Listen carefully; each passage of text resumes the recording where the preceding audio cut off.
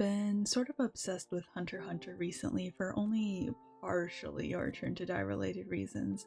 Rewatched the anime earlier this year and started rereading the manga as well, and eventually broke down and bought the physicals for volumes 33 through 36, which covers the compiled content after the anime. Since the content is so dense, I'm gonna try to explain what's going on as I read. That way I can spread the Succession Wars X Your Turn to Die so I can understand what's going on better. Definitely no ulterior motives whatsoever. Spoiler warning for the entirety of HunterxHunter.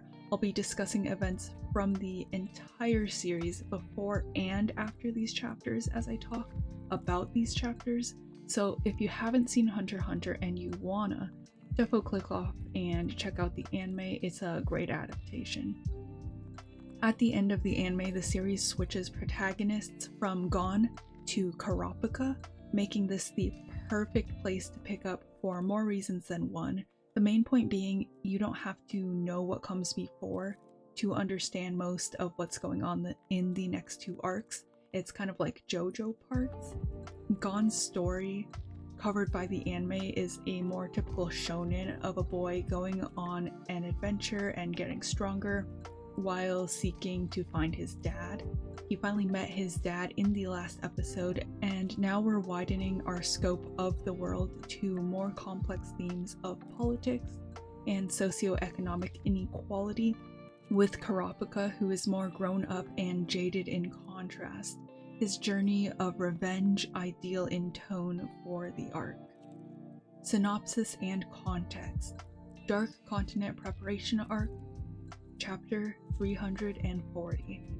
We start off with the Zodiacs, who are like Parliament in our world, but with superpowers, watching a video where the king of the Kaken Empire declares he's sending a ship full of people to colonize the Dark Continent. This is a massive deal because exploring the Dark Continent is taboo due to the dangerous entities which live on the unknown landmass. 200 plus years ago, the V5, an ally ship of 5 major world powers, signed a treaty that none of them would colonize the Dark Continent in an effort to maintain peace, but now a major empire is declaring they're going to disturb the status quo. Interestingly enough, the Kaken Empire used to be one of the countries bound by the treaty, but 30 years ago, the empire rebranded from social imperialism to parliamentary democracy and changed its official name, meaning technically the country isn't bound by past treaties anymore.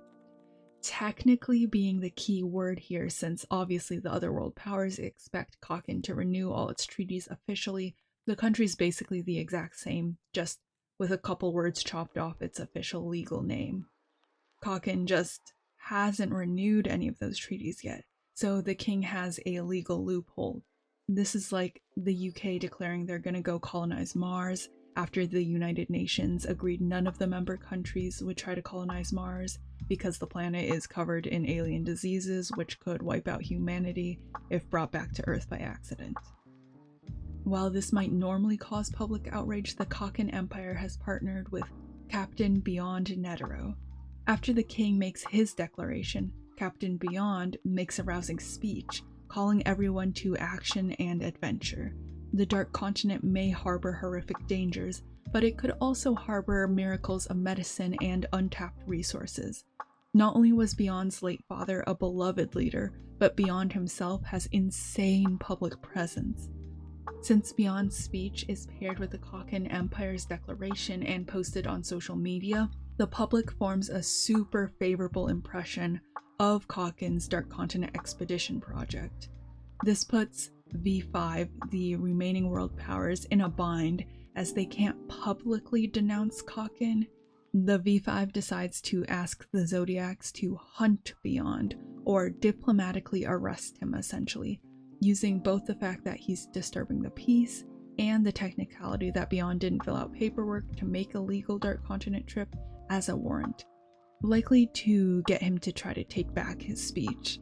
If you're wondering about Beyond's motives, he doesn't care about Kaken or politics, He's just using the partnership to get an easy ticket to the Dark Continent because he wants to explore the place without having to apply for a visa, which, I mean, fair.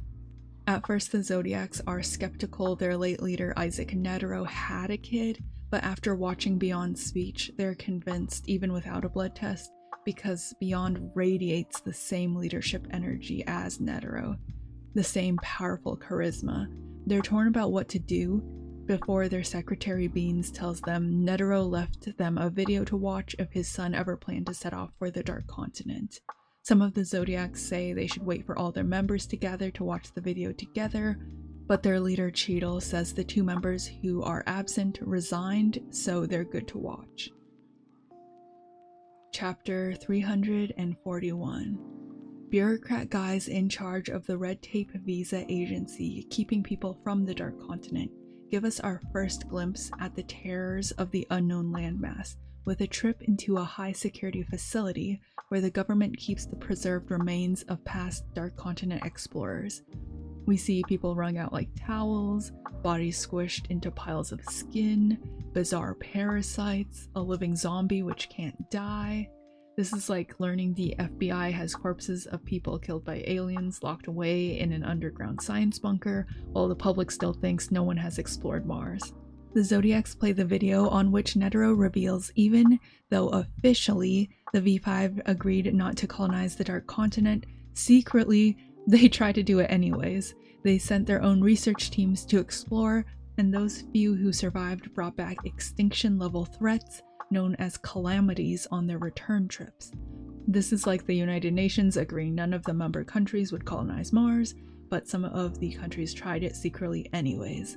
I'm guessing since it was on a small scale and none of them succeeded, it didn't result in political repercussions. Additionally, the treaty only prevents the countries as a whole from exploring the continent and trying to colonize it. If an individual person goes through the paperwork channels to get a visa, they are legally allowed to explore. It's just super pricey and difficult. Imagine you or me trying to explore Mars. We wouldn't know where to start, let alone have the funds to begin building a rocket to take us there. Netero's video tells the Zodiacs Beyond went to the Dark Continent before, but wanted to go back and explore some more. Netero forbade it, telling Beyond to only do so after Netero died, because last time Beyond went, he brought back calamities. Netero also made it taboo for the Zodiacs and members of their organization, the Hunter Association, to explore it as well, maintaining a relatively peaceful status quo while he was still alive. Essentially, though individuals like Beyond weren't bound by the treaty, they were still kept away from the Dark Continent by social expectations and or respect for Netero's wishes. But now that Netero is dead, that deterrent is gone. Netero says he visited the Dark Continent twice, looking for strong opponents to fight when he was younger, describing the dangers of the landmass as a harsh battle against Mother Nature where no victor exists. Knowing Beyond would immediately set off for the Dark Continent after he died, Netero asks the Zodiacs to explore the Dark Continent before his son and return with hope. Though he ends the video repeatedly stating his request for the Zodiacs to raise his son wasn't his last order as their boss, the Zodiacs see Netero's request as an order anyways. Since Netero didn't leave any will, the Zodiacs interpret the video as his dying wish, giving them no choice but to accept. The Zodiacs realize Beyond has a massive advantage over them in his race to the Dark Continent because he's been there before and he's been preparing to go there again for decades, while none of them had even considered it before seriously. They unanimously agree to race Beyond anyways, but argue whether they should try to arrest Beyond for the V5 before that, when who should show up in the lobby but the man himself. He tells the Zodiacs to inform the V5 they caught him. This is the equivalent of Beyond strolling down to the police station and turning himself in. What a power play. At the end of the chapter, the red tape agency bureaucrat from earlier, Steiner, reads about 5 major threats explorers brought back from the Dark Continent in a book called Journey to the New World, which was published several centuries ago and details an exploration of the Dark Continent, but it's considered fiction by the public because the things it describes are so alien and horrific. So we have the 5 calamities listed in the book. They're Brian, a botanical weapon sphere, which protects ancient ruins. I, a gaseous life form which is codependent and themed on desires. Hellbell, a twin snake which infects prey with homicidal urges. Pap, a beast which keeps people as pets in a trade-off between pain and pleasure. And last off, Zobe, the immortality disease, and endless despair disguised as hope. Of these 5 calamities, we've seen a victim of the Zobe disease in the research bunker, and we've met a specimen of I, which possesses Kilua's sister Aluka. Known as Nanika, the I specimen can grant wishes at an exorbitant cost. Nanika can make miracles happen under a set of rules and is capable of wringing people like towels if payment is not fulfilled. It's safe to say the toweled bodies in the bunker were Nanika's victims. As Nanika isn't a one-to-one match with the picture of the calamity I we see here, we shouldn't assume that the other calamities will look the same either, meaning we should keep an eye out for the traits of each calamity rather than just the physical appearances. Chapter 342. The Zodiacs lock Beyond up, with one flimsy handcuff which he tests and then smiles as if knowing he can easily break out at any time, and Cheadle, the leader of the Zodiacs, interrogates him. Beyond confidently makes 2 predictions, that he'll be released and that the Zodiacs will go with him to the Dark Continent. At this point in time, the Zodiacs want to lock Beyond up, leave him there in the old world, and go to the Dark Continent without him. But later we'll see Beyond's second prediction coming true. The Zodiacs will be forced to take him along with them, and only begin the expedition race once they both touch down on Dark Continent soil. Some analyzers think Beyond was wrong about his first prediction as he isn't released before the voyage, but note that Beyond never clarified the order of his predictions. He could be released later during the voyage and his prediction would still be 100% accurate. This is important because it sort of gives us an indication that he's not only strong physically, but he's also intelligent mentally. As they talk, Cheadle says by merely talking to him, it feels like they, being the Zodiacs, are being attacked. Although he's the one locked up and being questioned, Beyond is the one steering the conversation and giving the Zodiacs information by choice. They're not forcing anything from him that he didn't intend to reveal. By just casually talking, Beyond unnerves Cheadle with his resemblance to his dad in Netero, both in charisma and in presence. In a conference hall, Steiner, the rep for the agency in charge of keeping people from the Dark Continent through paperwork and red tape, has a strategy meeting with the leaders of the V5. They discuss the Dark Continent and what to do about the Kakin and Beyond situation.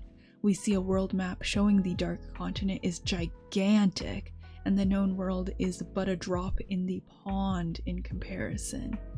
Out of 149 trips, only 5 had any survivors, and of 28 survivors, only 3 were able to return to regular life afterwards, meaning the trip is deadly, and even if people survive, often they suffer crippling physical and or mental damage. Additionally, these trips were only possible with the help of the Gatekeeper's guides. The Gatekeeper being a clan of magical beasts on the Dark Continent side, which judge who should be allowed to even step foot on the Dark Continent soil. Without the cooperation of the Gatekeeper, who is described as hating people who lack manners, perhaps colonizers fall into that category, it's likely the journey would be far more dangerous, if not impossible. Noting that the V5 are limited in ways to stop Kakin without resorting to force and possibly starting a world war, which no one wants, Steiner proposes the V5 use a "if you can't beat 'em, join 'em" approach. The V5 will invite Kakin to form a new international coalition, the V6 and endorse the voyage unofficially. That way they can have some say in it. By joining the V6, Kakin will have to split any treasures they find or land they claim 6 ways, which will help maintain the global power balance. As the V5 will have some influence over the voyage after Kakin joins, Steiner proposes a plan where the ship will land on an uninhabited island inside the safe area of the ocean first, and drop off all the normal citizens there before only Beyond and necessary personnel continue on to the Dark Continent. Basically, the spaceship will land on the moon first, deposit all the normies there to give them a better chance of survival, and tell them it's Mars. After all the normies are safe, the spaceship will continue on to actual Mars, where the people with superpowers will explore as originally planned. To ensure everything goes smoothly, the V5 plans to send a group to chaperone Beyond and the voyage. They choose to hire the chaperone group from the Hunter Association for this purpose, as it would be cheaper than forming their own group. The Hunter Association is an independent group of mercenaries with superpowers, essentially, that the Zodiacs lead. They are super strong, but it's important to note the word independent here, as the Zodiacs aren't part of the V5. They have their own priorities. Although the V5 and the Hunter Association work together often, it may be a mistake for the V5 to trust the Zodiacs too much. A quick breakdown of the involved parties' motives are: the Zodiacs want to race Beyond to explore the Dark Continent, and Cheadle, the leader of the Zodiacs, wants to sort of help maintain peace. Beyond wants to explore the Dark Continent unfettered. The V5 want to maintain the world power balance. The Red Tape Agency wants to prevent most people from going to the Dark Continent and bringing back extinction-level threats. They value peace above honesty and don't hesitate to lie to the public to keep Dark Continent details under wraps and keep public interest in the place to a minimum. This is why they proposed a plan where all the normies would be dropped off before the ship landed on the actual Dark Continent, because they're trying to keep as many people off the Dark Continent as possible. And the Kakin King wants to sponsor a voyage to the Dark Continent to cement his place in history as a historical figure like Columbus. These motives dictate the actions of each chess piece on the board going forward. The V5 hires the Hunter Association to chaperone the trip. The Zodiacs will babysit Beyond, keeping him under arrest during the entire voyage, and lower-level members, which report to the Zodiacs, will patrol the rest of the ship, maintaining order. The Zodiacs have 2 reasons for accepting the V5's job. 1, the V5 is a longtime customer of their services. Remember, they're like mercenaries, and they'd lose a lot of jobs if they declined or messed it up. And 2, if they do well babysitting Beyond, the V5 will likely give them freedom to explore the Dark Continent themselves. A newscaster reports on the voyage, showing us the boat for the first time. The Black Whale 1, a gargantuan whale-shaped ship which can carry 200,000 people, is described as low-cost and quickly built. This is our beloved worm toxin jar. I know the ship is gonna be the site of the gruesome massacre of thousands of people. It's gonna be covered in blood, but it's so cute. I absolutely need a plushie of this thing.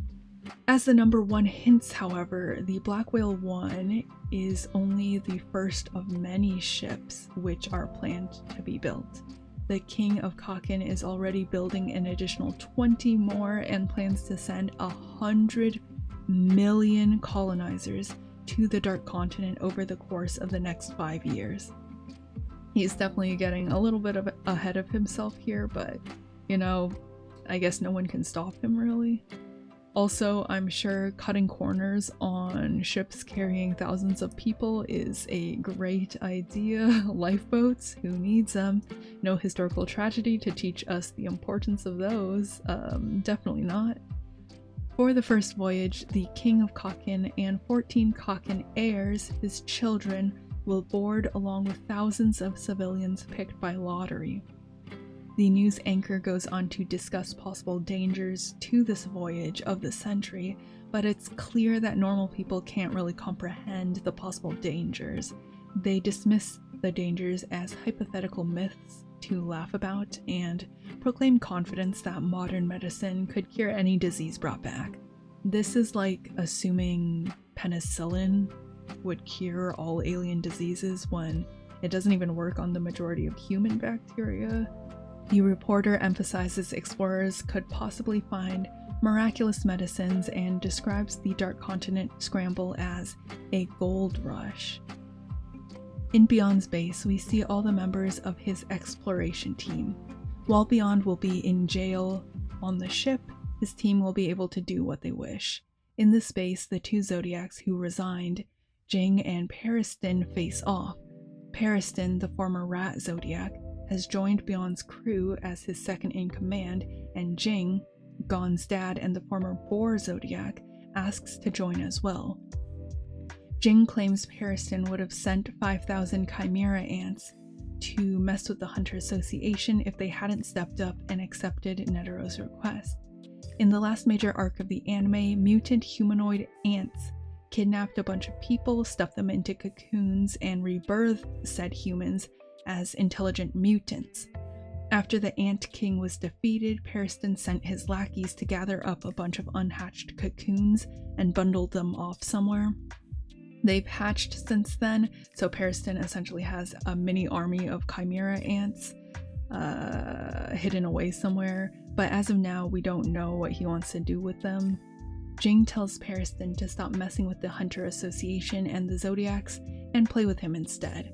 Of course, he says this in the most provocative way ever, and when Periston responds by wondering if Jing is going to pay attention to him, now the entire page radiates sexual tension. Like, just look at this dialogue. I'll play with you personally from now on until you beg me to stop, and so you're finally going to pay attention to me. Guy, these dudes are not straight about it. They're having a psychological sparring match. They're fighting to see who gets to top. Mentally, of course. Thoughts and theories. The Zodiacs. The Zodiacs are themed on the Chinese Zodiacs, each one having a different animal-themed design and perhaps animal-inspired personalities. The designs are quite goofy, and for another series maybe they would distract from the universe, but HunterxHunter somehow makes them work. In fact, it's this sort of surface level levity that's necessary to keep some things a little bit lighter, especially since the series delves into topics like poverty, child abuse, corruption, the sins of capitalism. You know, relatively dark stuff. The Zodiacs were introduced in the previous arc, the election arc, and I didn't really care about them, but Cheadle's starting to grow on me. Her outfit has some religious habit-inspired motifs, which reflects her more reserved demeanor. It's difficult not to love a dog-themed character, so yeah. I guess the question is now, how much do the Zodiac's animal motifs inspire the Zodiac characters' personalities and story arcs? From what I can see, the characters do resemble their animals, but not to a predictable or extreme level. For example, Cheadle's motif is the dog, and just like a dog, she's quick-tempered, kind-hearted, and loyal to Netero even after his death, but she does still have her own ideas. Periston's motif is the rat, and he's extremely conniving and intelligent. Jing's motif is the boar, and he's strong AF. He dresses like he just rolled out of bed, and he loves adventure. The Zodiac race aspect of the mythos was already explored in the election arc, in which Periston did come in first just like his motif the rat, but afterwards he resigned his post to Cheadle because he said it was boring. So I think the Zodiacs will play more of a supporting role from now on in the story. The calamities. We've been introduced to 5 calamities, but we should note that the book where this information is extracted from is hundreds of years old. It's possible that more than 5 calamities have made their way across the sea barrier in the hundreds of years after the book was written, and indeed we actually have seen another Dark Continent creature on this side, the Chimera ants.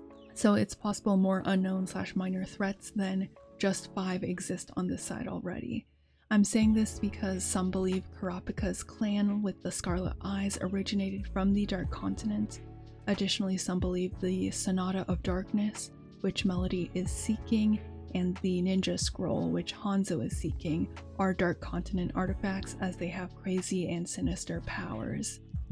At the end of chapter 341, the mangaka confirms Nanika is I in the end note. Observant readers could have guessed so probably already due to their otherworldly powers and the fact they say I often. In English, Nanika saying I is translated to K, which is the technically correct translation but erases this clue. I is Nanika, the parasitic, codependent lifeform living in Killua's younger sister Aluka. In the anime, we see some of the horrific things Nanika can do, like wringing people towel style. Nanika or I has immense power and terrifying repercussions. However, it's interesting to note that Nanika is not an inherently malicious entity. Nanika only kills as payment for selfish wishes, and when asked to heal instead of harm, Nanika doesn't ask for payment in return at all. Nanika is shown to be capable of loving Killua, another person, and this does cast the framing of the calamities of the Dark Continent into question. I'm getting the vibe that the Dark Continent's dangers of Mother Nature are just nature, neither good or bad until they are corrupted by mankind's greed. Of course, I could be wrong and everything could be evil, but from the 2 Dark Continent entities which we get a solid look at, nuance is clearly present. Nanika is capable of love and the Chimera ants display love, growth, familial bonds, and other human traits. I think this theory on the nature of Dark Continent threats is backed up by these charts of danger levels on which human beings are rated A, which is just as dangerous as I and more dangerous, in fact, than the Chimera ants. Theories and themes. Would the Gatekeeper send a guide for the colonizing voyage? When it's a mannerless journey of plundering and theft. From how the bureaucrats describe it, I'd say no. The Gatekeeper seems to favor sightseers over colonizers and would likely prefer to help Beyond and a small group of others over an entire ship of Kaken citizens trying to barge in on the Dark Continent. Steiner and the Red Tape Agency were sort of smart in their plan to drop off all the normies before the ship requires Gatekeeper approval, because it doesn't seem very likely to me that the Gatekeeper would approve. Whether the citizens will even survive until the drop point is dubious, but you never know, maybe. During Steiner's strategy meeting, one of the V5 leaders has an interesting reaction to the statement that there are 5 calamities. He says, 5 threats? Which could be interpreted as questioning the accuracy of the statement. Is 5 not accurate? If not, why does just this one leader know? Since the Chimera ants are known but not classified as a calamity, I wonder what the criteria for being classified as a calamity is. If there is one. And how many other calamities are there then? Since the V5 and the Zodiacs don't share the same priorities, could we see their working relationship break down? At the moment, their interests are aligned, but for how long? If the V5 tried to keep the Zodiacs from traveling on to the Dark Continent, I think they'd probably quit. I don't know if that's likely though, because the V5 are depending on the Zodiacs and wouldn't want to lose their eyes and arms on the ship. But just an interesting potential point of conflict which could sprout additional chaos. The Dark Continent is described as Pandora's box, which I'm sure bodes super well, especially when vapors leaking out of the box cause this to a person. Yep, definitely looks great. The voyage is motivated by greed and complicated further by political webs behind the scenes, but the wanderlust that drives beyond isn't entirely tainted by human sins. It just wants to explore a new place, you know?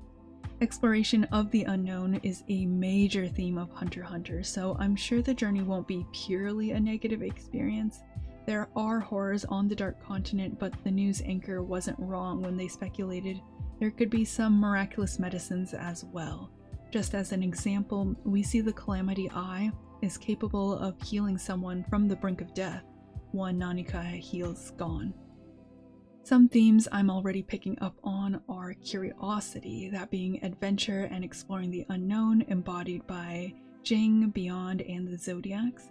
Materialism, that being the Dark Continent fever parallels Gold Rush fever during the expansion into the West in the Americas, the promise of wealth and land motivating everyday citizens. This is embodied by all the average citizens inspired by Beyond who don't know what they're getting into really with this trip, and the V5 who wants world balance but also wants a cut of the treasure. Fame, a place in history embodied by the King of Kakin, and last but perhaps most importantly, the theme of entropy, or peace/order breaking down into chaos and disorder. The V5, Red Tape Agency, Cheadle and Karapika on the side of order, and Kakin, the Mafia, other Zodiacs, Pariston, and Beyond on the side of disorder. I'm sure the voyage is gonna be horrific. Hundreds of citizens are gonna die, and the ship is probably gonna sink, but likely as a result of human power struggles and chaos before they even make landfall at the Dark Continent or are impacted by any calamities. Anyways, try to explain things in a way which non-HunterxHunter fans could understand, so if it's working, yay. If it's not working, let me know and I'll try to explain further / get better at my real-world parallel examples.